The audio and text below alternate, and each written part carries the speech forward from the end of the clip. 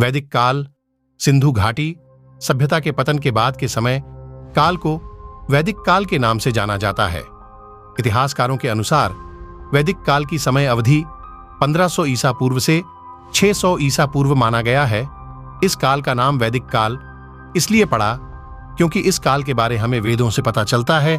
साथ ही इस काल में सभी सामाजिक, आर्थिक, राजनीतिक एवं धार्मिक व्यवस्था का निर्धारण वेदों के द्वारा ही होता था, इसीलिए इसे वैदिक काल कहते हैं।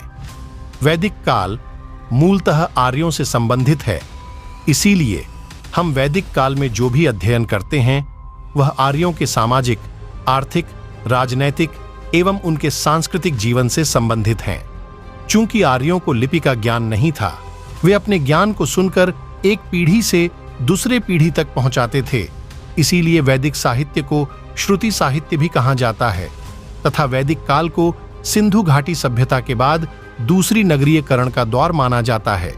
सिंधु घाटी सभ्यता की तरह वैदिक काल का भी प्रारंभ का कोई प्रमाणिक जानकारी नहीं है, किंतु कुछ इतिहासकारों का मानना है कि इस काल प्रारंभ 1500 ईसा पूर्व में हुआ था, लेकिन वैदिक काल के अंत का प्रमाणिक एवं स्पष्ट जानकारी है, जिनके आधार पर इस काल का अंत 600 ईसा पूर्व माना गया है। वैदिक काल को 2 भागों में बांटा गया है। आर्ग वैदिक काल 1500 ईसा पूर्व से 1000 ईसा पूर्व तक एवं उत्तर वैदिक काल 1000 ईसा पूर्व से 600 ईसा पूर्व तक। 100 ईसा पूर्व ऋग्वैदिक काल और उत्तर वैदिक काल में विभाजन का एक प्रमुख आधार यह भी है कि इस काल में लोहे की खोज नहीं हुई थी, जबकि 600 ईसा पूर्व के बाद लोहे का व्यापक स्तर पर उपयोग हो रहा था। इसीलिए 600 ईसा पूर्व को वैदिक काल का अंतिम काल माना जाता है।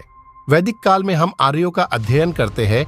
आर्य का अर्थ है श्रेष्ठ, कुलीन। आर्य शब्द का प्रयोग सबसे पहले 1853 में मैक्स मूलर ने किया था।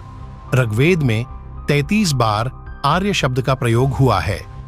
कुछ लोगों का मानना था कि आर्य भारत के मूल निवासी थे और कुछ लोगों का मानना था कि जैसे मैक्स मूलर, दयानंद सरस्वती एवं 10 त्रिवेदी का मानना था कि आर्य भारी के मूल निवासी नहीं थे।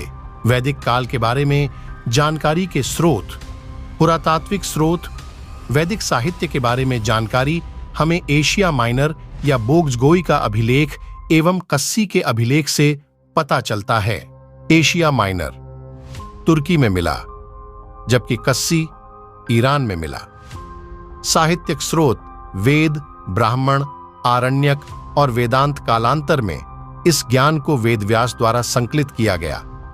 वेदव्यास का मूल नाम महर्षि कृष्ण द्वैपायन था। वैदिक साहित्य को नित्य साहित्य भी कहते हैं एवं वेदों के संकलन को संहिता कहा जाता है। वेद 4 है।